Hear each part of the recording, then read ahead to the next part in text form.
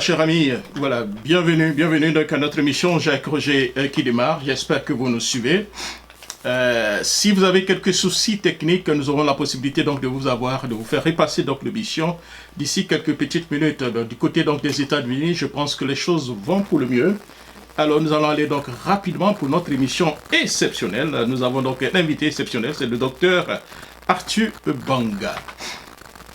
Alors, pour démarrer donc cette émission, nous recevons donc, comme je l'ai dit tout à l'heure, en exclusivité. Bonjour donc à tous et bonjour et bienvenue donc à notre première émission Beatba, Bring Our Dream Back Again.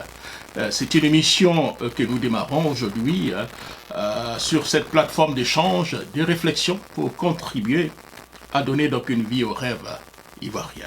Celui donc d'une Côte d'Ivoire prospère, unie et inclusive.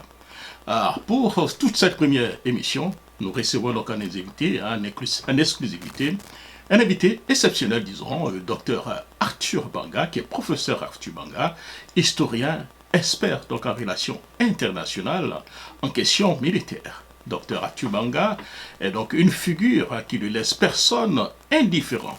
Ses analyses percutantes, ses positions tranchées et son franc-parler font de lui un acteur que vous ou pas incontournable de la politique ivoirienne. Docteur Arthur Banga est, cher ami, il est docteur donc, en histoire donc, des relations internationales à l'université Félix Faubregué, avec une spécialisation en histoire militaire obtenue à l'école pratique des hautes études donc, de la Sorbonne à Paris. Chercheur donc à l'Institut donc, de recherche stratégique de l'école IRSEM de France. Enseignant, vacataire donc à l'Académie Créteil, où il partage donc son expertise avec la nouvelle génération. Sa thèse donc, de doctorat obtenue donc, en 2014 s'intitulait L'aide militaire française, j'allais dire donc dans la politique de défense de la Côte d'Ivoire de 1960 en 2002.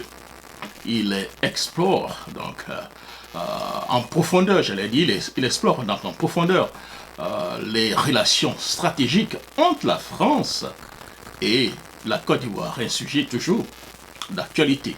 D'ailleurs, avec ce qui s'est passé au 43e BIMA, nous aurons la possibilité donc d'avoir, j'allais dire, la réflexion de l'expert. Dr Banga est également auteur donc de plusieurs publications académiques portant donc sur la présence militaire française en Afrique. J'allais aussi dire donc les armées africaines et les conflits en Afrique de l'Ouest, la vie politique ivoirienne et aussi bien de choses. Bon, bref, je pense que nous allons donc démarrer donc une émission très intéressante tout à l'heure. Et j'espère que vous allez rester donc jusqu'au bout. Ceux qui n'ont pas la possibilité de nous suivre, chers amis, je vous promets, après l'émission, nous aurons donc une rediffusion. Et sur les réseaux sociaux, vous aurez donc la possibilité donc d'avoir l'interview du docteur Arthur Banga. Docteur Arthur Banga, comment allez-vous? Bonjour. Je ne sais pas si vous m'entendez, moi je vous entends faiblement. Ben, je vous entends très bien. J'espère que vous m'entendez aussi. Vous m'entendez très Oui, bien? c'est bon, Voilà. c'est mieux. D'accord, ok. Comment allez-vous, docteur Arthur Banga? Je vais très bien en d'année 2025. Avec la grâce de Dieu, j'en profite pour te souhaiter à toi et à tous tes auditeurs une bonne année 2025 et une année que on espère positive pour le pays, une année on espère durant laquelle la Côte d'Ivoire saura montrer sa maturité démocratique avec ses élections cruciales. Donc je vais bien et j'espère que le pays ira bien à la fin de l'année. Voilà, les auditeurs sont pratiquement surpris. Ils disent, mais pourquoi le docteur Arthur Banga a accepté donc notre invitation? Que répondez-vous à cette question? Non, je suis un passionné de débat, je suis un passionné des échanges. Et je pense que les échanges sont plus constructifs quand tu les mènes avec des gens avec qui tu ne partages pas forcément les points de vue. Mais au-delà, je pense que toi comme moi, ou même tous les auditeurs qui prennent le temps de nous occuper aujourd'hui, sont des gens qui sont marqués par la démocratie, par le dialogue. Et donc, c'est un plaisir pour moi d'être ici et de pouvoir échanger avec vous. Merci beaucoup, docteur Arthur Banga. La toute première question, donc, pouvez-vous partager avec nous votre parcours académique sans rentrer donc dans les détails professionnels, notamment votre spécialisation en histoire militaire, donc des relations internationales. Ouais, bon, moi, après mon bac, j'hésite entre faire de l'histoire ou de l'économie. Et finalement, je vis en histoire, je suis orienté en histoire. Et j'ai mon bac en 2002, en fait. 2002, c'est l'année du déclenchement de la guerre. Voilà. Et la guerre, c'est la question de ma jeunesse. Ma jeunesse estudiantine, c'est la réflexion qu'on mène. Et j'ai envie de comprendre aussi un outil de cette guerre qui est l'armée ivoirienne, et notamment dans sa coopération avec la France. Voilà pourquoi je décide en thèse, sous le conseil quand même de mon directeur de thèse, de réfléchir sur cette présence militaire. Et donc, voilà comment je suis passé en histoire militaire et j'ai soutenu une thèse sur la question. Alors, j'avais voulu réserver cette question vers la fin de l'émission, mais puisque vous en parlez, hein, aujourd'hui, l'armée française décide de se retirer du 43e BIMA. Selon donc le président nigérien, ce n'est que la poudre aux yeux. Vous êtes un expert. Qu'en est-il réellement?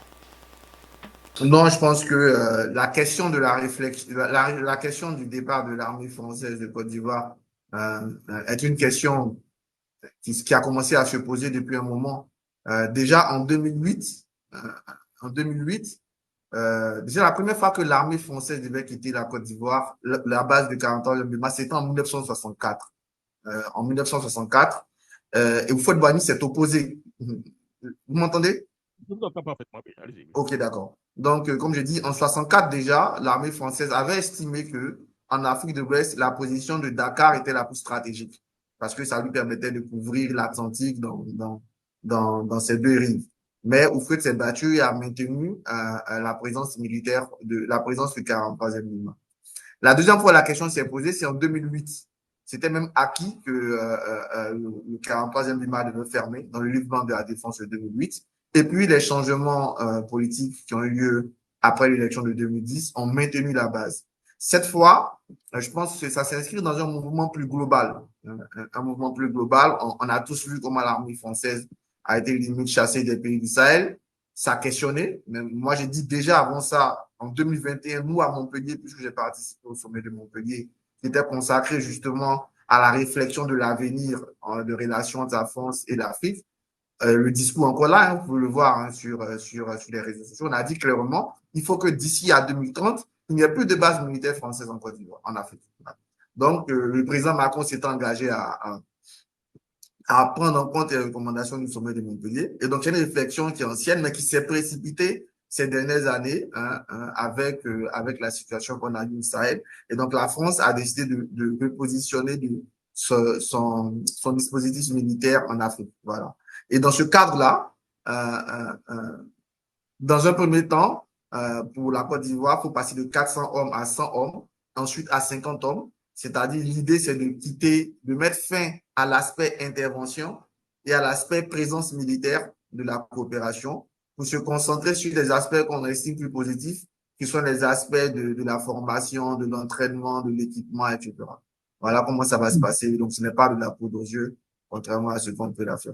À vous entendre parler, on a l'impression que c'est beaucoup plus l'État ivoirien qui maintient l'armée française en Côte d'Ivoire que les Français eux-mêmes dans leur politique de rester en Afrique sont en Côte d'Ivoire. Une présence militaire, une coopération militaire, comme je le dis toujours, c'est un mariage. Un mariage faut être deux pour être d'accord, comme un divorce faut être deux. Après, l'initiative peut venir de X ou de Y, mais c'est un mariage. C'est pour ça que le président, dans son discours, a dit de façon concertée. Et entre la France et la Côte d'Ivoire, depuis Houphouët-Boigny d'ailleurs, il y a toujours eu une sorte de connexion, de vision commune sur ces questions-là. Et cette vision commune, elle n'a pas changé aujourd'hui. Voilà.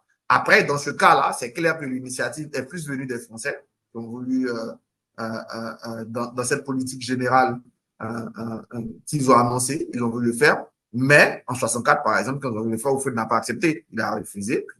Cette fois, ça a été accepté, ça a été concerté. Donc, que ce soit pour l'installation d'une base militaire ou pour la fermeture d'une base militaire, c'est toujours une décision collective des deux partenaires qui décident de la maintenir ou de la fermer. Mhm, mhm, mhm. Alors, peut-être qu'on aura la possibilité de revenir un peu sur cette thématique, peut-être une autre fois, en fonction de votre emploi du temps, bien sûr. Alors, vous participez donc beaucoup au débat. Quelle est donc la motivation principale qui vous pousse donc à intervenir dans des débats sociopolitiques ivoiriens aujourd'hui? Moi, les débats, je les fais, j'ai envie de dire, aujourd'hui, on télévise les débats que moi je fais tous les jours. Moi, vous savez, pour rigoler, hein, au lycée, on m'appelait Petit Bédier parce que je faisais déjà des débats. À l'université, tout le monde me connaissait comme quelqu'un qui aimait faire les débats. Et c'est déjà ma pratique quotidienne, donc tous les jours. Je le fais avec des amis. Il y a des amis même que je ramenais sur le plateau, hein, et parce que j'aime les débats. Et deuxième, quand l'espace télévisuel s'est ouvert, d'ailleurs, je n'ai même pas commencé à 360, je suis venu très tard, je suis venu près de 1 an après, moi, je suis venu à l'émission en août 2020, parce que tout le monde fuyait l'émission. Si vous parlez de MCI 360 spécifiquement. Moi, je suis arrivé. Pourquoi? Pardon? Selon vous, pourquoi? Mais parce qu'on te parle de août 2020, personne n'osait prendre la parole. On ne savait pas où on allait à cette époque. Il y avait la question du deuxième mandat, est-ce qu'il allait être accepté? Il y avait la question de l'élection, les gens avaient peur. Ils avaient totalement peur. C'était les mêmes qui revenaient sur le plateau. Moi, à Salé, à Lafay, ASK, souvent même certains ne venaient pas, certains commandaient, puis ils arrivaient à la dernière minute. Parce que j'aime le débat et je pense que le débat, il a son importance dans la vie politique. On ne peut pas avoir une démocratie si on n'a pas de débat. Donc, moi, j'aime le débat. Et donc, quand on m'invite au débat, je viens parce que d'abord, je veux contribuer à la vie démocratique de mon pays. Voilà. Et je le fais à la télé, je le fais dans la presse écrite, je le fais à l'invitation des jeunes, je le fais à ton invitation aujourd'hui parce que j'aime bien les débats. Voilà. Et je le fais depuis toujours. Je pense que c'est fondamental. On ne peut pas avoir de démocratie sans débat. Et donc, à chaque fois que je pourrai contribuer, je vais contribuer après le style, la façon, les positions, tout ça. Mais le principe du débat, on doit le maintenir. D'ailleurs, la Côte d'Ivoire a trop souffert. Si l'émission NCI 360 aujourd'hui a du succès, c'est parce qu'elle a su poser un débat dans un pays où il n'y avait plus. Il n'y en avait plus. Pourtant, les Ivoiriens, ils aiment les débats. Ils aiment ça. Il suffit qu'ils te croisent dans la rue. Vous parlez de style. Justement, c'est votre style qui semble un tout petit peu gêné. On a l'impression que quand vous êtes sur sur le plateau, vous êtes comme l'omniscient, quelqu'un qui maîtrise tout, qui ne laisse pas forcément parler ses interlocuteurs et parfois avec des mots grandiloquents. Alors, que répondez-vous par rapport à ça?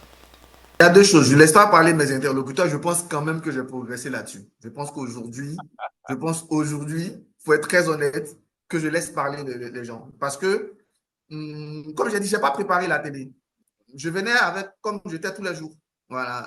Et donc, dans tous les jours, dans mes débats de tous les jours, pour moi, un débat, ce n'est pas une succession de monologues. On peut s'interrompre, on peut truc, mais comme les téléspectateurs et les internautes me reprochaient beaucoup sur ce point, je fais l'effort de progresser beaucoup par rapport à mes débuts. Est-ce que je viens avec.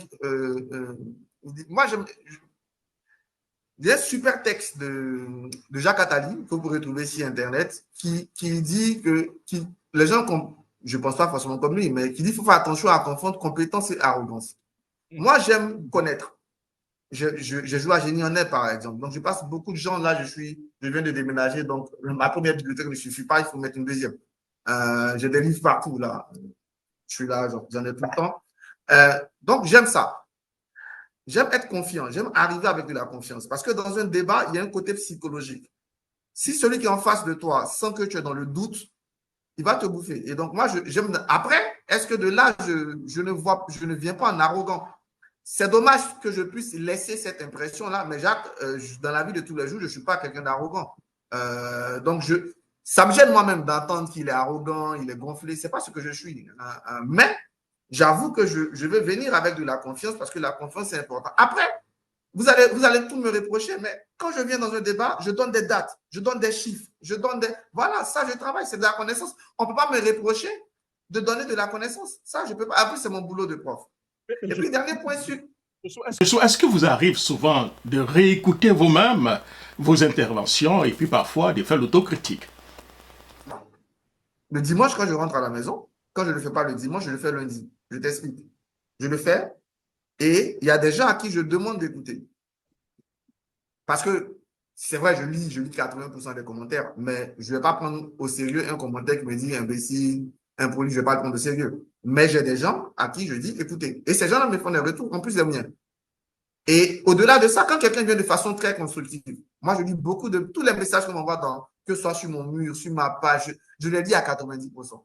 Si quelqu'un formule de façon intéressante, pas outrageuse, je lui réponds. Mais quand quelqu'un est un imbécile, là, je t'attends, mais évidemment, je ne vais pas te répondre. Mais si quelqu'un me dit, ah, mais monsieur Banga, il y en a plein qui disent, j'aime ça, mais vous faites ça que j'aime pas, on discute. Et j'essaie d'entendre des gens et j'essaie de m'améliorer. Les débats, comment je les ai appris? Moi, je les ai appris en regardant de la télé, mais essentiellement de la télé française. Je suis désolé, mais tricherie, par exemple, pour répondre le mot de la dernière fois, en France, ce n'est pas un problème. En France, vous avez les débats, le gars dit le pays, il est dirigé par un taré. En France, Mélenchon a dit à Marine Le Pen, vous êtes une semi-démente. Oui, mais justement, est-ce que c'est pas réellement là le problème? Parce que vous vous trompez un peu, j'allais dire, de pays ou bien d'environnement. En Afrique, dit à un chef d'État que vous mentez, vous savez que c'est mal perçu. Mais... Je comprends. Je dis, Jacques, mais ce n'est pas ma faute. Moi, c'est comme ça que j'ai appris. Moi, j'ai appris dans un environnement où Mélenchon dit à Marine Le Pen, vous êtes une semi-démente et ça ne choque personne. Ça ne choque personne. Alors, si Jacques Roger va à NTI 360 et dans le débat dit M. Ouattara est un menteur, est-ce que vous pensez qu'il sortira de là-bas, en guillemets, vivant, hein, en guillemets? Ils ont déjà dit ça à Ouattara. Laurent Gbagbo lui-même a fait une interview, il a dit Ouattara est un menteur. Tidiane Thiam, il a fait une interview, il a dit la première chose qu'il va faire en politique, c'est le mensonge. Ça ne choque personne. Mais quand Arthur Banga dit que c'est un menteur ou faux mensonge, ça choque. Pourquoi?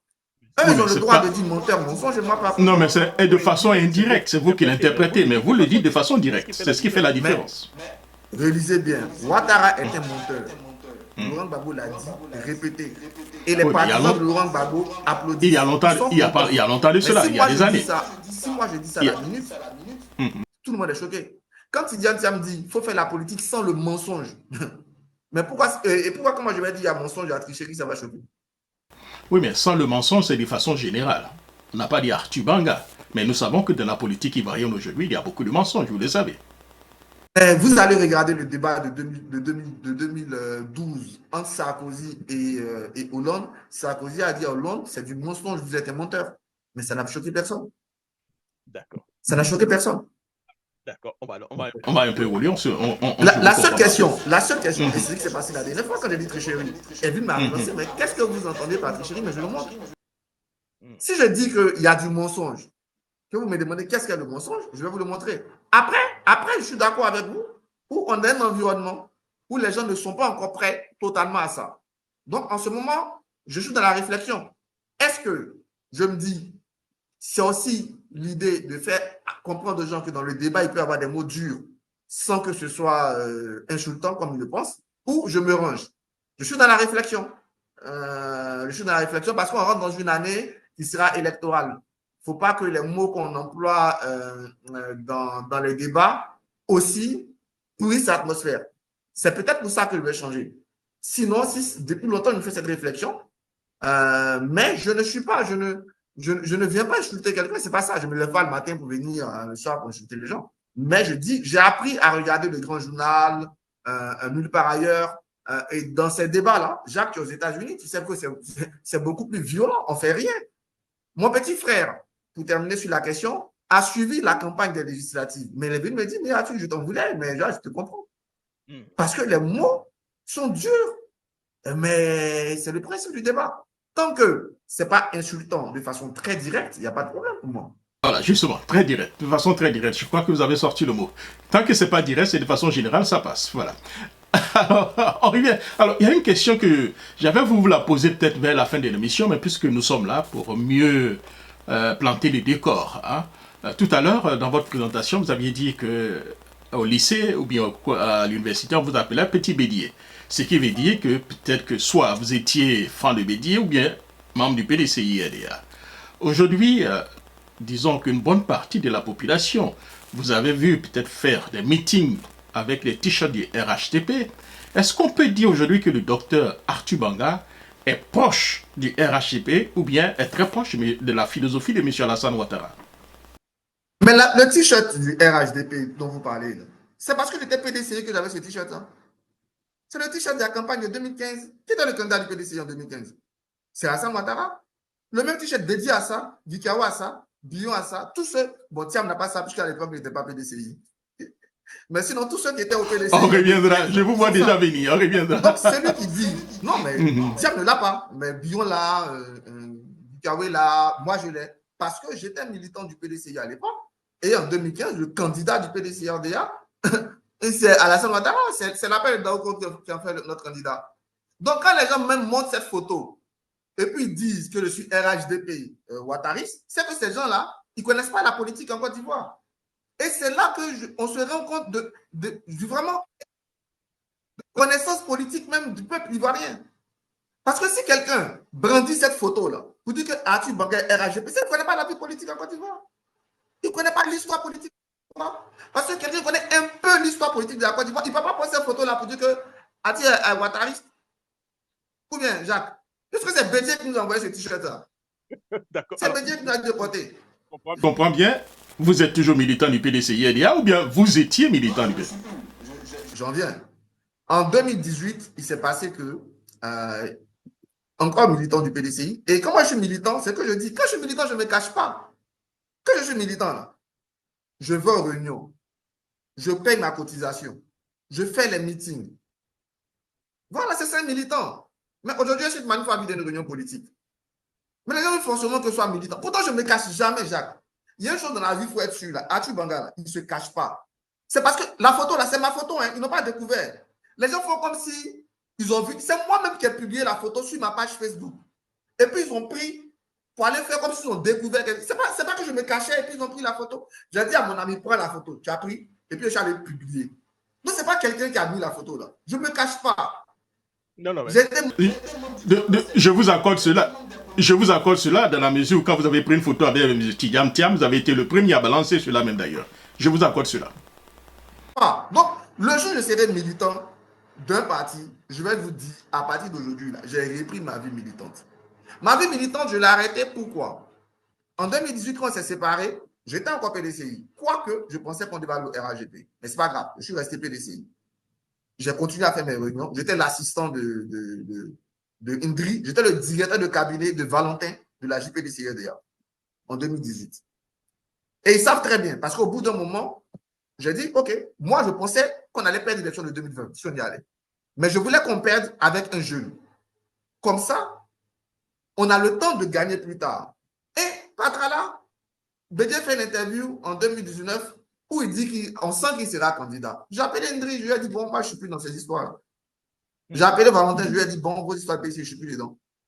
Et comme ça a coïncidé avec la période où je commençais à faire des tribunes dans la presse, notamment dans Jeune Afrique ou Le Monde, j'ai dit, OK, donc je vais arrêter d'être militant et puis je vais me positionner maintenant comme un chroniqueur comme ça. Sinon, avant, je ne me cachais pas.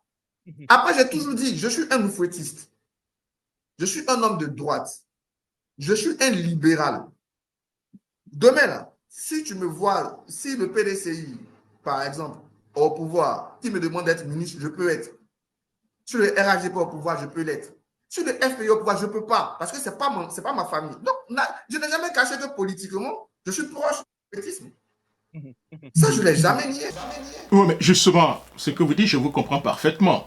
Mais ce qui choque parfois quelques Ivoiriens, et surtout des militants du PDCI et RDA, ils disent qu'on vous sent beaucoup plus articulé quand vous devez parler de votre ancien parti politique que vous maîtrisez mieux que du RDA qui est au pouvoir, qui de sa politique impacte la vie des Ivoiriens de tous les jours, que vous n'êtes pas très prolixe, voilà, mais un peu laconique, ou bien de façon superficielle.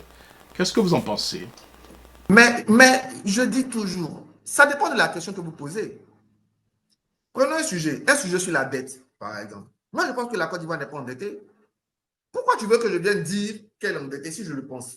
C'est ce que je pense que je dis. Maintenant, si ça va, quand tu prends un sujet sur l'éducation, vous tous là, vous applaudissez Marie tout, qui la condamne tous les jours? Qui condamne le redoublement? Qui condamne le fait qu'on renvoie les enfants? Qui a condamné le fait qu'on mette les coefficients? Mais je ne suis pas d'accord avec ça, je dis que je ne suis pas d'accord. Quand il a fait des passeports, je suis venu, je n'étais pas d'accord, j'ai dit que je n'étais pas d'accord. J'ai même fait un tweet dans lequel j'ai écrit, si tu as choisi voleur, on va t'appeler voleur. Vous avez tous partagé ça. Avant-hier, vous avez sorti un truc de Thiam où vous étiez content, non? Il n'y a même pas 2 semaines. Je vais venir à ça. J'ai fait un tweet où j'ai dit que Thiam était une alternative crédible. Vous étiez content, non? Si je sens aujourd'hui que ce que je pense, si je dis ce que je pense, franchement, sans aucun calcul. Oui, mais justement, là où il y a un problème, vous êtes parti du PDCI-RDA parce que selon vous... Dans ce que je pense. Oui. Dans ce que... Vas-y. Non, j'ai dit, là où il y a un petit problème, il y a le hic, c'est que vous êtes parti du PDCI-RDA selon vous parce qu'il n'avait pas du tout de renouvellement. Voilà, parce que M. Bélier devait se répondre. J'ai dit, vous aviez dit que vous êtes parti du PDCI-RDA hein, parce que M. Bédier voulait être candidat, ce qui veut dire qu'il n'y avait pas de renouvellement. Maintenant que M. Tidiane Thiam arrive, vous n'avez pas du tout tari d'éloge en parlant de lui avant qu'il ne soit, j'allais dire, politicien, qu'il fasse la politique. Maintenant qu'il fait la politique, et vous êtes très critique envers lui, et justement les militants, certains militants ne comprennent pas le pourquoi. Mais ils n'ont pas envie de comprendre. Ma position est très claire. Même les jeunes, je fais beaucoup de conférences avec les jeunes. Je dis toujours aux jeunes, intéressez-vous à la politique. Eux, surtout les plus brillants, intéressez-vous à la politique. Ça, je le prêche partout. Donc, si je demande aux jeunes des quartiers que je rencontre de s'intéresser à la politique, pourquoi je vais demander à Thiam de ne pas s'intéresser à la politique? Pourquoi? Et pourquoi je ne peux pas reconnaître ses qualités? Mais il a des qualités énormes. Je l'ai dit. Maintenant, une fois que je finis de dire ses qualités, une fois que je suis content, je n'ai jamais dit que je suis content du fait qu'il soit en politique. Je suis content, c'est moi qui ai écrit que c'était une alternative crédible. Aujourd'hui, si parmi les personnes qui peuvent être présidentes de la Côte d'Ivoire, je suis content que Thiam fasse partie de ces personnes, que je suis content que ça peut être Parti Gachi, que ça peut être Togo, Meilet, Ouattara lui-même. Voilà, des gens avec qui je peux avoir des trucs. Maintenant, si tu me demandes d'analyser chacun d'entre eux, je te dirai leurs forces et leurs faiblesses. Et pour moi, Thiam, il a des faiblesses. Et ces faiblesses-là, pour moi, ne font qu'il n'est pas encore alors, mentionnons ces prêt à être prêt. Ou trois faiblesses, trois faiblesses. La première faiblesse, mais je le dis, pour quelqu'un qui veut être président en 2025 et qui a passé de 2000 à 2023 sans être dans un pays, pour moi, il ne peut pas être président en 2025. Parce que tu peux faire 23 des 25 dernières années hors d'un pays sans s'intéresser à ce pays-là. Pour moi, ça, c'est un. C'est rédhibitoire. Ils sont s'intéresser, apparemment. Pardon? Non, je pèse mes mots. Je pèse mes mots. Tu sais, en 2018, j'ai passé mon été 2018 en France. Comment il s'appelle? L'ancien maire du plateau, Benjo. Benjo était en exil. Mais tous les militants PDCI de France ont senti que Benjo était en exil. Benjo a remué les délégations de l'étranger comme rien. On faisait les meetings tout le temps partout. Moi, j'ai fait 4 ans en France. Je n'ai jamais vu Thiam. Même parler, c'est-à-dire venir parler même à l'intelligentsia ivoirienne. Je ne l'ai pas vu. Je dis, même pas venir encore. C'est pour ça que je dis, ce n'est pas intéressant au pays. Parce que je ne l'ai jamais rencontré quelque part où les Ivoiriens étaient. Lui et moi, on n'a pas d'histoire. On n'a pas d'histoire. Je dis toujours aux gens que c'est parce que même je suis analyste, je dois analyser que je l'écoute. Sinon, s'il venait pour aider une équipe, j'allais très bien l'écouter. Mais je te jure que moi, je vais commencer à écouter Thiam le soir de l'élection de 2025. C'est le soir là que lui et moi, on va commencer à avoir une relation. Parce que je n'ai rien avec lui. Parce qu'au niveau des États-Unis, des pays développés, hein, toute élection, c'est toujours le futur. Mais en Afrique, l'élection, c'est pratiquement passé. Est-ce que là, comme le dit M. Thiam lui-même, il ne s'agit pas d'un concours de présence, mais un concours de capacité. Qu'est-ce que la personne peut faire? Qu'est-ce que la personne a peut-être déjà fait qu'elle peut peut-être faire aujourd'hui? Mais dans cette capacité, l'élection, c'est aussi... Tu sais, avant, pour être très franc, je vais t'expliquer. Avant, quand j'allais à Boisseau, je restais dans mon village. Je venais que les soirs à Boisseau pour faire la fête avec mes potes. Mais maintenant, je passe plus de temps à Boisseau que dans mon village. Pour créer un lien avec les gens, si jamais je veux les représenter. L'élection, là, c'est un tout. C'est pas... Les hommes, là, ils ne votent pas forcément. Le projet, il ne faut pas le surestimer dans une élection. Les hommes votent aussi l'histoire qu'ils ont avec toi. Et il faut construire cette histoire avec les gens. Pour moi, c'est capital dans une élection. Si tu ne construis pas d'histoire avec les gens, ils ne te feront pas confiance. C'est important si tu veux les diriger. Et donc, venir dire que être absent n'est pas un problème dans une élection présidentielle? Si, c'est un problème. Et ça, le problème même du PDC-RDA, et je l'ai dit à mon ami Valentin, le premier problème aujourd'hui, c'est que vous ne voulez pas accepter ce problème-là du TIAM. Parce que si vous l'aviez accepté dès le départ, il y a des choses que vous n'allez même pas faire. Je vais te donner un seul exemple. Soro Guillaume, il faut te souvenir de ce que Soro Guillaume, quand on dit qu'il a tourné dans les régions, il y a ce que Soro Guillaume a fait dans le handball. Même dans les villages. Quand il a fini ça là, il a coupé, pour parler comme les Ivoiriens, il a coupé le cœur de tout le monde. Tout le monde a vu que c'est de la politique qui est là. Ça là, c'est parce que dès le départ, si le PDC s'était dit effectivement, tiens, mais notre champion, il a cette faiblesse, ils allaient chercher à corriger ça dès le départ. Mais comme ils sont dans le déni, ils n'écoutent jamais quand tu leur parles. Ils pensent que tu es contre eux. Ils continuent à laisser faire 2 mois à Paris. Ils continuent à laisser faire ces fêtes de fin d'année à Paris, alors que ce serait tellement bien qu'ils passent une nuit, une semaine entière dans une région, à parler avec les gens, à dormir avec eux, à créer cette histoire qui lui manque. Mais comme pour vous, ce n'est pas un problème, vous continuez de l'enfoncer. Et chaque jour, il va, il se balade, il vient dans une ville, il fait 10 minutes, il repart, parce que vous l'enfoncez. Les expressions, non, non, ce sont les expressions que vous employez qui gênent quand même les militants. Quand vous dites des balades, ce ne sont pas des balades. Oui, quand vous dites des balades, ce ne sont pas des balades. Ce sont aussi des meetings. Et quand il arrive, il rencontre aussi les populations. Vous comprenez? Donc ça, ce ne sont pas des balades. Et quand vous appelez ça des balades, ça choque le militant du PDCI qui vous écoute. Boisseau. Je vais t'expliquer ce que Tiam a fait à Boisseau. Il est venu la veille. Il allait chez mon papa Jérémy. Jérémy, je l'appelle papa. Comment ça s'appelle, c'est papa? Je le mets à Boisseau. Je l'appelle papa. Je ne l'appelle pas autre chose. Il allait visiter la place. Il est parti. Le lendemain, il a fait son meeting. Il est parti. Il ne s'est pas arrêté dans un village pour causer avec des gens. Il n'est pas allé dans un quartier pour entendre des gens. Il n'a même pas pris un verre, un café avec des gens. Comment vous avez expliqué? Et ça, c'est ce que j'appelle, la dernière fois pour la même chose, pour les trucs des recensements. D'aller dans 10 villes comme ça. Ça, c'est quand tu as déjà une histoire. Tu sais, il y a des Laurent Gbagbo. Prenez encore l'exemple de Laurent Gbagbo pour parler de cette importance de l'histoire. C'est quoi Laurent Gbagbo dans le cœur des gens? Parce que tu vas tout dire. Il peut danser avec nous. Même nous-mêmes qui ne le votons pas, quand on l'entend, on vient s'asseoir. Parce que chaque village de Côte d'Ivoire a une histoire avec nous. Tu arrives quelque part et dis, il est venu la manger ici. Même Oufoué, mais lui-même, il raconte les voyages de son grand-père. Il disait qu'à chaque village, on s'arrêtait, on buvait le bandit avec des gens. C'est Tiam qui a raconté ça. Donc, quand on vous dit que il n'est pas là, c'est un problème. Cherchez à résoudre ce problème-là que d'être dans le déni et de l'encourager dans le déni. Parce que malheureusement, une élection, je vais terminer sur ça, si tu permets, une élection, tu peux avoir le meilleur programme, mais les gens ne vont même pas voter ça. Ils vont voter ce qu'ils ont avec toi. Donc, il faut le programme, il faut les compétences, mais il faut aussi de l'histoire avec les gens, ce qu'il n'a pas. Et quand je le dis, peut-être que je le dis de façon provocatrice. Quand vous dites qu'il n'a pas, est-ce que là, ce n'est pas une exagération dans la mesure? Il est né en Côte d'Ivoire, il a eu son bac en Côte d'Ivoire, il est allé à l'école en Côte d'Ivoire, il a travaillé en Côte d'Ivoire en tant que directeur du BNET et puis ministre, tout ça. Mais je suis désolé. Le petit qui va voter, Tiam a quitté la Côte d'Ivoire. Tiam a quitté la Côte d'Ivoire en 2000. En 2000. Donc, même quelqu'un qui est né en 90, c'est pas de quoi tu parles.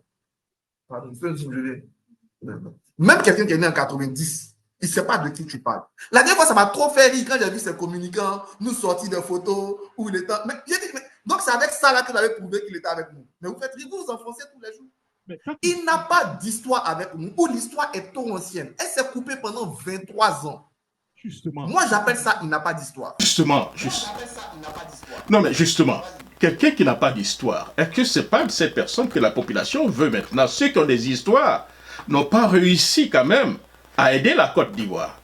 Donc, ils se disent, bon, tiens, M. Thiam n'était pas dans tout ce qui s'est passé pendant peut-être 20 ans.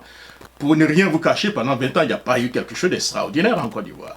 Et que M. Thiam, n'étant pas du tout, n'ait pas eu de connexion avec tout ce que nous avons vu comme bien, très peu de bien et beaucoup. Il peut être l'homme de la situation. Et comme il le dit lui-même, ce n'est pas un concours de présence, mais c'est un concours de capacité. Concours de capacité. Je vous comprends. Concours de capacité. Qu'est-ce qu'il peut faire pour les Ivoiriens? Est-ce que la Côte d'Ivoire que nous voulons demain, est-ce que Thiam incarne cette Côte d'Ivoire? Je pense que c'est là le vrai sens du débat, où le débat doit se situer. Le débat, c'est vous qui devez le situer là, c'est pas moi.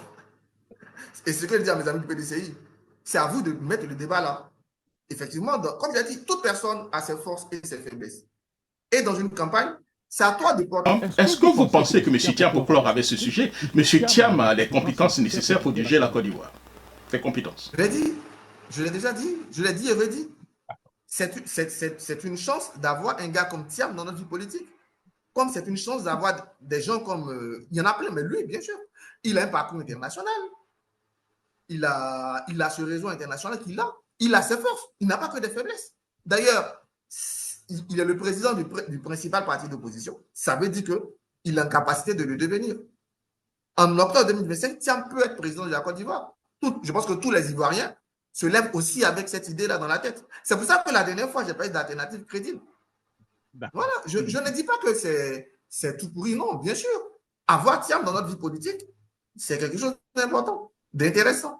Justement, par comparaison, hein, puisqu'on parle de M. Thiam, c'est déjà du passé, mais c'est pour voir exactement votre raisonnement, s'il y a une logique dans ce que vous dites. Hein. M. Alassane Dramane Ouattara, M. Ouattara d'ailleurs, on ne l'a pas vu depuis 1960 jusqu'à 1989, avant qu'il ne soit à la tête pour être Premier ministre. Par contre, M. Alassane est aujourd'hui le président de la Côte d'Ivoire, après avoir certainement participé au développement donc, du pays. Est-ce qu'on ne peut pas faire une comparaison entre ce que vous reprochez à M. Thiam et ce que des personnes reprochaient à M. Alassane Ouattara avant?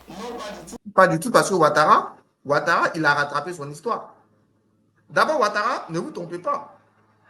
Quand tu es à la BCAO, le premier pays que tu visites, c'est la Côte d'Ivoire. Le gouverneur de la BCAO, quand tu es gouverneur de la BCAO, tu t'intéresses d'abord à l'économie ivoirienne.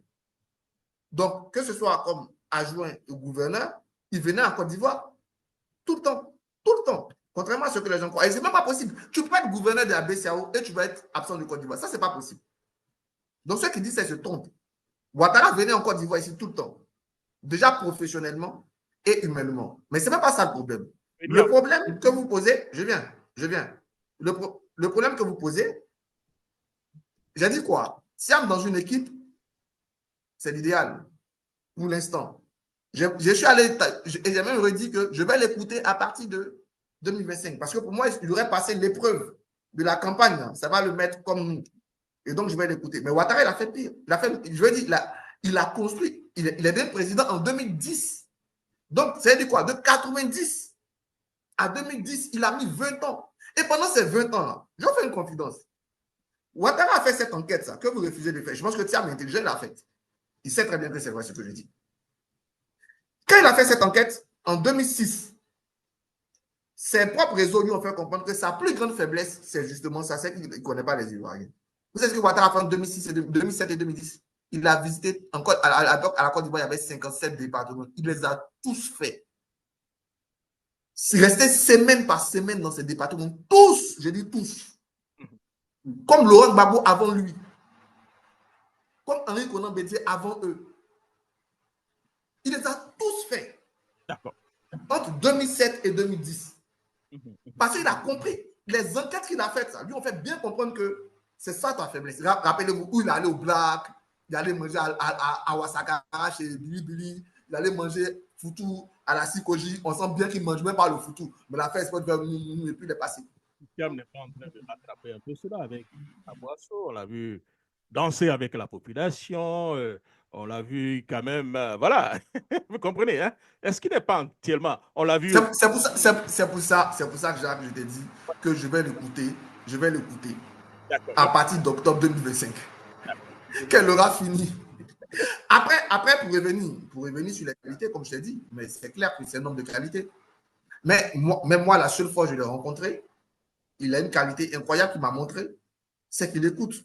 La seule chose que je lui ai dite, il l'a faite. C'est quoi? incroyable. Pardon? Non, je ne vais pas vous le dire. Lui peut vous le dire, mais pas moi. D'accord. OK. Alors, comme je dis, vous êtes en train de évoquer, vous avez souvent même évoqué donc les faiblesses stratégiques du PDCI-RDA, ça c'est clair. Selon vous, quel devrait faire donc le parti pour regagner la confiance donc, des Ivoiriens? Et l'autre question que je vais vous poser, qui a été posée par un auditeur, à quel parti politique, selon vous, le PDCI devrait donc ressembler en Côte d'Ivoire? Pour moi, aujourd'hui, le PDCRDA, j'ai assez parlé des faiblesses du PDCRDA. Je reviens ici ses forces aujourd'hui. Le PDCRDA, sa première force, c'est d'avoir résisté à la mort de Bédié. Ça, c'est incroyable. C'est très bien. Voilà. Le PDCRDA a une image chez les Ivoiriens d'un pays rassurant, d'un parti rassurant, stable, responsable, etc. Aujourd'hui, il a su, avec Thiam, avoir du neuf. Ça aussi, c'est quelque chose qu'on ne peut pas enlever au PDCRDA. Même si le parti vient de loin, et même si je pense qu'il sera très difficile pour le parti de remporter l'élection de 2025, il a ses forces. Il faut maintenant aujourd'hui qu'il nous construise un projet, qu'on sente la différence entre ce qu'il va faire et ce que le RHDP fait. Il faut que les Ivoiriens se disent, bon, ok, l'éducation, ce que le PDC me propose est nouveau par rapport à ce que le RHDP va faire. L'économie, ils vont faire ça de différent. Les infrastructures, ils vont peut-être miser sur ça. Et il y a tout ce qu'ils ont réussi à faire, c'est de créer le doute autour du bilan de Ouattara. Même si je pense qu'il est positif, le PDC réussit à créer des débats autour du débat sur le DH, le débat. Ça, c'est très bien. Il faut continuer ça, mais il faut justement aller au-delà et essayer de construire une alternative. C'est pour ça que j'ai utilisé le mot alternative. Alternative. Et puis, dernier point, il faut régler le Cap Vert. Ah oui, d'accord. Il faut le régler. Ça sera réglé. Malheureusement, ça sera difficile. Mais vous savez, c'est ça en politique. En politique, chaque chose en son temps. Il faut laisser donc M. Bion manifester son désir. Il a pratiquement ce droit d'ailleurs. Mais avec le temps, avec les rapports de force sur le terrain, peut-être il reviendra à des meilleurs sentiments. Et je pense, c'est un monsieur admirable. Alors, on revient maintenant à l'opposition. Quelle est votre analyse de la capacité de l'opposition à proposer, j'allais dire, une alternative crédible face au RHDP en 2025? Est-ce que vous le voyez s'unir contre M. Ouattara? Selon vous, c'est un vœu pieux ou bien ça peut être une réalité? Non, pour moi c'est clairement un vœu pieux. Pour moi, c'est clairement un vœu pieux. L'opposition n'est pas en mesure de s'unir. Et je l'ai dit la dernière fois. D'autant plus que pour moi, aujourd'hui, le parti d'opposition le plus crédible pour remporter l'élection, c'est le PDCRDA. Donc, à partir de ce moment, même si je pense que le PDCRDA n'a rien à faire avec les partis de gauche, à partir de ce moment, c'est à lui de créer le minimum. Il y a un minimum sur lequel, en fait, il faut commencer à faire travailler sur les questions communes, sur lesquelles les gens peuvent être d'accord. Ils peuvent être d'accord sur la CEI, ils peuvent être d'accord sur la transparence. Ce sur quoi ils sont d'accord, il faut essayer au moins que le PDCRDA essaie de créer quelque chose autour de ça. Et ça va faire que les gens de l'opposition vont venir sans les mépriser. Parce que quand Thiam dit « je ne mets pas le serpent dans ma poche », non. Guillaume Soro, là, quand tu es dans l'opposition, tu as besoin de vote. Même une vote, une voix, c'est important. Encore plus, donc ne le méprise pas. Non, mais c'est vous qui avez attribué cela à Soro Guillaume. On dit qu'il se sent mauvais, se mouche. Il a été de façon générale. Je ne mets pas le serpent dans mon pantalon. Le serpent peut être M. Arthur Banga. Le petit serpent peut être M. Arthur Banga. Et puis le gros serpent peut être M. Soro Guillaume. Mais un serpent, c'est un serpent. Vous ne voyez pas ça? C'est pas être un serpent. Un petit serpent. C'est pourquoi j'ai dit un petit serpent. Voilà. Donc, moi, c'est ça. Aujourd'hui, le problème, c'est qu'elle est trop divisée. Elle est divisée parce que Laurent Gbagbo n'a pas su unir le bloc de gauche quand elle est arrivée. Et ça rend compliqué la tâche à tout le monde. Parce que s'il avait réussi à réunir ce bloc-là, on aurait eu une opposition avec deux têtes qui sont facilement modulables. Après, multiplier les candidatures n'est pas si catastrophique que ça. Parce qu'on a un système à deux tours. Voilà. C'est pas si catastrophique que ça. Seulement si chacun réussit à mobiliser vraiment ses militants. Mais pour l'Ivoirien qui n'est pas partisan, qui veut choisir aux élections, justement, le spectacle que lui donne à voir l'opposition, à la limite, à part le PDCI, est décevant. Donc, il se dit, bon, voilà, j'ai pas d'alternative. D'accord. Mais Puisque vous parlez plus d'alternative, vous avez milité longtemps pour pour que les jeunes prennent les rênes donc, du pays. Hein. Et aujourd'hui, certaines personnes pensent que M. Ouattara peut représenter ce jeune. Est-ce qu'il n'y a pas une contradiction? Est-ce que dans vos forts intérieurs, vous n'aimeriez pas voir un RHTP hein, aller aux élections avec un jeune comme relativement jeune, comme Patrick Hachi, comme autre personne, selon vous? Ouais, je l'ai toujours dit, pour moi, c'est... D'abord, il y a deux choses. Pour moi, l'âge, ça ne va pas être rédhibitoire. Je suis contre la limitation de l'âge. Mais, en réalité, oui, je dis, je veux qu'on ait 109. Vous savez, une personne qui arrive au pouvoir, si elle est consciente, elle va toujours essayer d'apporter quelque chose de neuf. Et c'est en cela que c'est tout ça qui fait que je dis que tiens, mais une alternative crédible. Parce que je pense quand même que si jamais il y arrive, même si je te le dis, je ne vois pas comment il va le faire en 2025, mais... Bah, c'est vous qui le dites. Nous pensons qu'il arrivera. Ouais, il arrivera. Par contre, en 2030, il peut faire 2025, gagner 2030. Hein. Ça aussi, c'est pas écarté. D'accord. Mais bon, je vais dire, pour revenir à ta question, oui, j'aurais aimé que le RHDP, qui pour moi en plus a un de mes jeunes talents, tu as parlé de Patrick Hachi, on peut parler de Big Togo, on peut parler de tout ça, et ça. Mais malheureusement, Jacques, au 4 janvier, là, je ne vois pas autre chose qu'une candidature de Ouattara. Je l'ai dit la dernière fois, autant en 2020, on sentait que la machine se mettait pour Gon, autant là, je ne sens pas quelqu'un d'autre. J'aurais aimé que ce soit Patrick Hachi, pourquoi pas Big Togo, pourquoi pas Sarah Soro, pourquoi pas. Mais bon. Est-ce que cela ne marque pas l'échec? M. Ouattara, après 15 années, il est incapable de se trouver, entre guillemets, un successeur. Est-ce que ce n'est pas l'échec quand même? Oh, le mot, non, ne parlez pas des mots, M. Artibanga. Vous aimez bien les mots. Hein? Voilà, vous aimez bien les mots. Voilà, vous aimez bien les mots. Ouais, j'aurais aimé. Je pense que ouais. Ce serait bien. C'est l'échec. Non, c'est l'échec. Ensemble, il a échoué de ce côté. Un leader qui ne réussit pas certainement à former des cadres autour de lui pour continuer son travail, c'est l'échec. Vous êtes d'accord? Pour une fois au moins. D'accord. On était déjà d'accord plusieurs fois. Bon, d'accord. Alors, j'aurais aimé qu'il passe la glace. Mais je te le dis, il ne va pas le faire. Pour moi, aujourd'hui, il n'est pas en position. Il n'est pas dans l'attitude. Après, il ne faut jamais dire jamais. Il doit le faire. Alors, on revient donc à deux concepts qui continuent toujours de diviser la Côte d'Ivoire. Hein. J'aimerais certainement avoir un peu votre point de vue par rapport à ça. Revenons, on commence d'abord par l'ivoirité. Est-ce qu'en réalité... Je me suis toujours réclamé de l'ivoirité. D'accord. Alors, et pourquoi? L'ivoirité, Bédié l'a défini. Merci. C'est l'exception culturelle de l'ivoirien. C'est pas rejeter les autres. C'est-à-dire que je vois Zénab Bonsé. Il fait briller mon pays là. J'en suis fier. C'est ça l'ivoirien. J'entends du Poro. J'entends Magic System chanter premier Gaou n'est pas Gaou alors que je suis sur les Champs-Élysées. C'est ça l'ivoirité. C'est pouvoir venir à une conférence en Pankita, pouvoir venir à une conférence en Pan Yakuba, en Boubou Seloufo. C'est ça l'ivoirité que Bédié m'a apprise, c'est celle-là. Donc celle-là, je la revendique. Exactement. Ce concept a été galvaudé aujourd'hui pour faire passer l'ivoirité à un xénophobe, quelqu'un qui n'aime pas les nordistes et tout ça.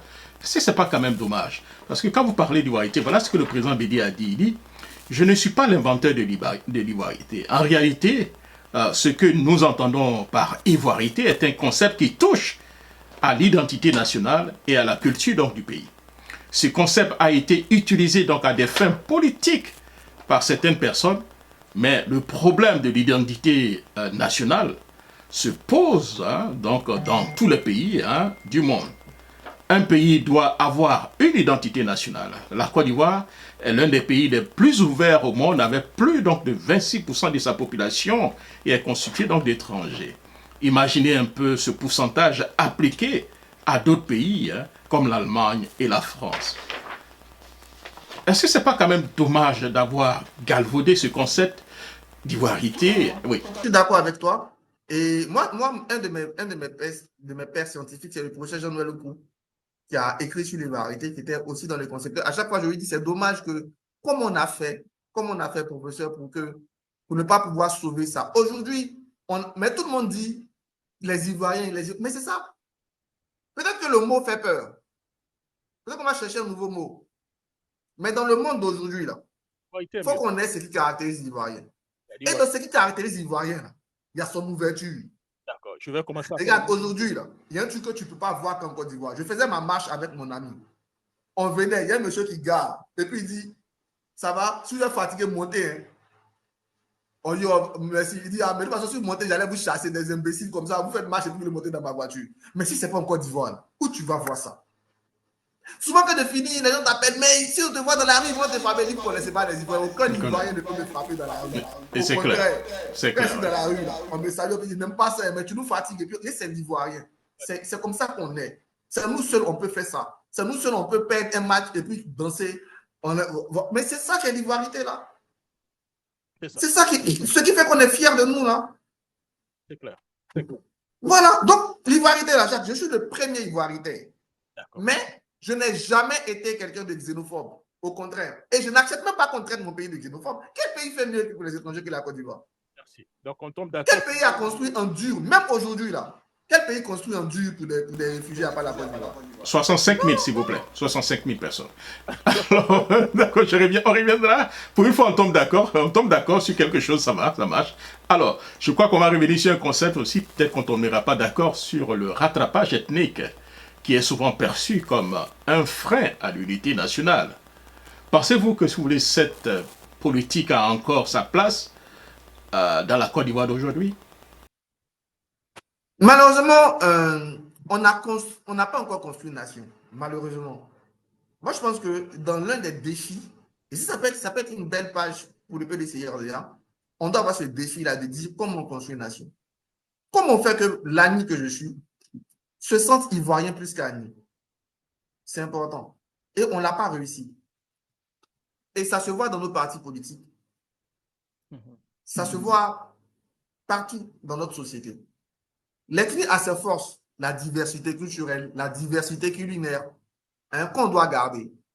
Mais cette idée de dire je suis parce que non, pour moi, c'est dommage. Ça freine l'élan de notre pays.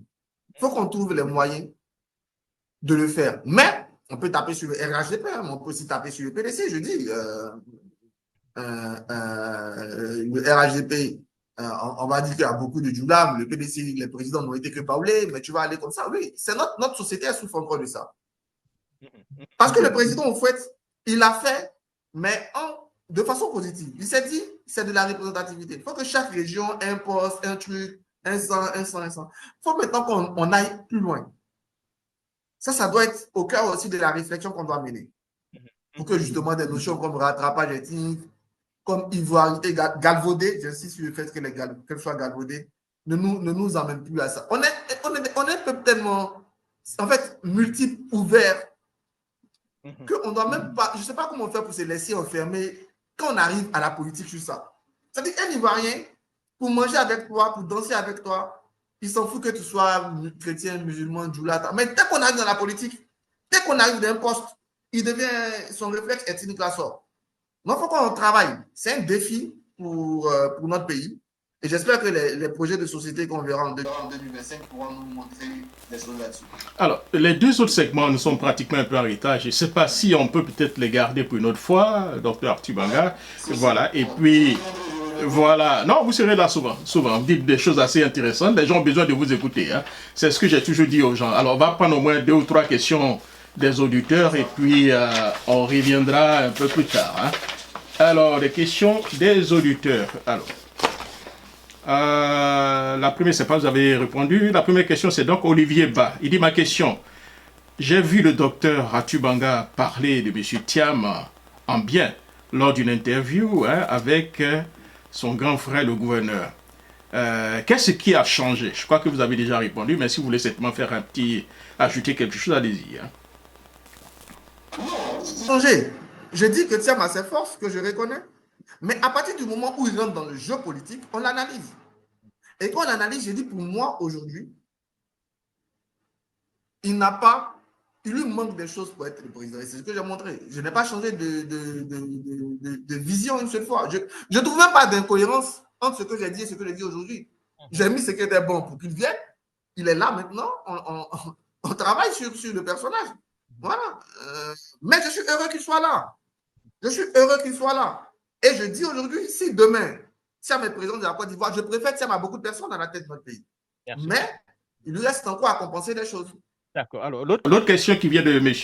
PDCI de Morono, il dit, nous avons vu les collèges, nous avons vu donc le collège donc, des experts ayant rédigé donc, la nouvelle constitution affirmer que le président Ouattara ne pouvait pas donc se présenter à une nouvelle élection. M. Bakongo et plein d'autres étaient passés sur les chaînes internationales pour la confirmation. M. Ouattara s'est donc présenté en évoquant donc la fameuse phrase du premier mandat de la Troisième République. Quelle est votre interprétation? Bon, je vais dire, je l'ai dit à l'époque, comme je t'ai dit, en août 2020, on n'était pas beaucoup à venir à la télé. Et c'était une question phare. Je l'ai dit à l'époque, je n'avais pas les outils pour trancher. Mais dans un débat constitutionnel, moi, je suis contre le troisième mandat. Voilà. Pour moi, 2 mandats, ça suffit pour diriger un pays. Voilà. Ça, c'est ma position personnelle que je n'ai jamais cachée d'ailleurs. Que je n'ai jamais cachée. Voilà. Mais après, la légalité, c'est autre chose. La légalité, ce n'est pas moi qui la donne, ce n'est pas Bakongo qui la donne, c'est le Conseil constitutionnel qui la donne. À partir du moment où le Conseil constitutionnel donne de la légalité, bah, la chose devient légale. Ça peut ne pas être normal, ça peut ne pas être légitime, ça peut tout ce que, mais c'est légal. Donc, à partir de ce moment, on dit que le Ouattara est dans l'illégalité, ça, je ne le dis pas. Mais si j'avais le choix, je le lui aurais dit en 2020, ne vous présentez pas. Parce que, vous savez, on a manqué quelque chose, hein, quand même. S'il ne se présentait pas, ça allait rester dans la tête des gens. C'est-à-dire, quel que soit celui qui va arriver. On va te dire, Alassane Ouattara, même qui a fait sa constitution, là, il a fait 2 mandats, il est parti. Toi, tu veux faire quoi? Mais malheureusement, voilà, ce n'est pas encore rentré dans nos mœurs. D'accord. Monsieur Ghislain Nagassi, il dit depuis quand est-il devenu un adversaire de M. Tidjam Thiam? Comment réagit-il face aux commentaires le traitant de sous-traitant du pouvoir ivoirien? Mais pourquoi vous me donnez le pouvoir d'être un adversaire de Thiam? Je n'ai pas ce pouvoir-là. Vous me donnez trop de force, hein? Ou bien c'est moi qui me comprends sérieux. Parce que souvent j'entends des gens, mais on te met en débat devant Thiam. Je dis, mais vraiment, vous m'envoyez loin. Devant Thiam, que je mette en débat. Pardon, vous me laissez ici. Il y a un débat de Jacques, c'est mieux. Non, je ne suis pas adversaire du président Thiam. Non, pas du tout. Sous-traitant, j'ai pris ça avec amusement. L'expression ne vous a pas, enfin, desservi un tout petit peu, hein, en vous traitant de sous-traitant. Oui, j'ai pris ça avec amusement d'abord. Et après, j'ai vu l'impact que ça a pris. Je me suis dit, mais c'est pas possible, comment ça peut avoir un impact comme ça? Déjà, quelqu'un qui fait de la sous-traitance, c'est qu'il a du talent. C'est-à-dire qu'il fait un job que les titulaires ne peuvent pas faire. Donc, c'est ça. C'est qu'on est en train de me dire qu'au RHDP, ils n'ont pas des gens qui sont capables de débattre comme je le fais. Bah, vous me rendez un honneur. C'est pas possible. Après, pour être plus sérieux, non. Pour être plus sérieux, on peut penser la même chose. Voilà. Mais quand je viens sur un plateau télé, je viens avec mes idées. Après, elles peuvent être reprises, en connexion avec des gens. Des gens peuvent m'envoyer des idées, des gens peuvent m'appeler. C'est normal. Dans tous les cas. D'ailleurs, je dis toujours aux gens qui me disent, mais lisez Zemmour. Zemmour raconte toujours comment il déjeune avec les ministres. Et d'ailleurs, j'ai dit à Valentin, je reproche au PDCI. Vous n'êtes pas assez offensif envers les faiseurs d'opinion. Vous ne les recevez pas, vous ne les discutez pas. Nous, les ministres nous reçoivent, quand on a une réforme, nous expliquent, on discute avec eux. Mais c'est fini. Si tu m'as convaincu, tant mieux. Tu ne m'as pas convaincu, tant pis. Mais ce n'est pas parce que tu as discuté avec moi que j'ai répété ce que tu as dit. Hein. Mais au moins, ce débat, il est fait. C'est comme ça. Mais je parle en mon nom. Quand je parlerai au nom des partis politiques, vous le saurez. Parce que je ne vais même pas me cacher. Je vais vous dire, à partir d'aujourd'hui, j'ai pris ma carte. Désormais, je suis militant du temps. Mais ce n'est pas encore le cas. Tu as été impoli, tu as 5 coups sur les fesses dans la journée. Non, je ne suis pas irrespectueux. Je suis un prof, j'ai des enfants. Vous m'imaginez en train de dire à mes enfants d'être d'être irrespectueux. Non, je ne suis pas irrespectueux. D'accord.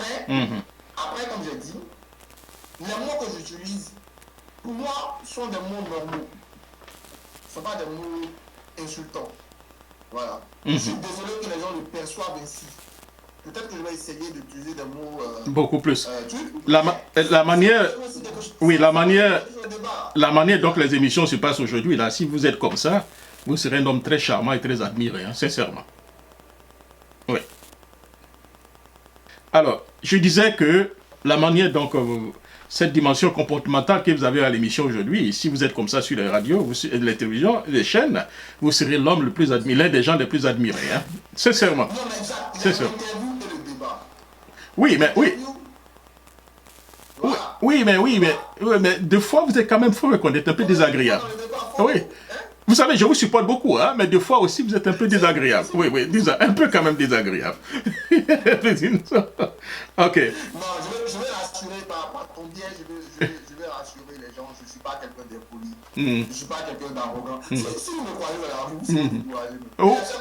Oui, mais... souvent, il y a des gens qui me regardent pendant 7 minutes et puis on me dit, mais c'est comme ça. C'est comme ça que tu es... Je ne suis pas ça. Oui, mais j'ai été choqué quand dans le débat, vous avez toisé le porte-parole du PDCI, dit celui-là, vous comprenez, hein? J'étais mal à l'aise. C'est un mot que... Vous l'avez toisé en disant celui-là. Dans le débat. Ouais. Ça m'a mis vraiment mal à l'aise. Mal à l'aise. Voilà. D'accord, ok, je vois. D'accord, ok. D'accord, ok.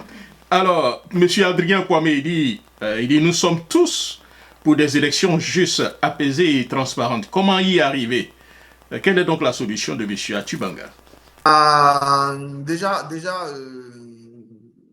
la transparence sur une élection, malheureusement, ça fonctionne surtout à la confiance qu'on a dans l'institution. Et je le dis au président de la CEI, hein, pour moi, il fait déjà un bon travail. Il faut qu'il le fasse davantage, il faut qu'il s'ouvre davantage pour que les Ivoiriens le constatent. Et je pense qu'on pourra faire une émission, attention, on pourra refaire une émission tranquillement sur ces questions de transparence. La dernière question, il dit... Un instant. Vas-y. La dernière question dit, que pensez-vous donc de la proposition de la proclamation des résultats, des résultats bureau de vote par bureau de vote faite par... Et c'est déjà le cas. C'est déjà le cas. Devant... Vous allez devant chaque... Attendez. Vous allez devant chaque bureau de vote, vous allez avoir les résultats. D'accord, ok, je pense. Le petit a besoin de son papa. La toute dernière question, alors votre mot de fin, mot d'espoir, est-ce que je vous avais été bien traité? Ceux qui ont peur donc d'intervenir à Jacques Roger Chaud, qui pensent que je suis xénophobe, haineux et tout ça. Alors, je vous laisse donc conclure en attendant de vous avoir une autre fois.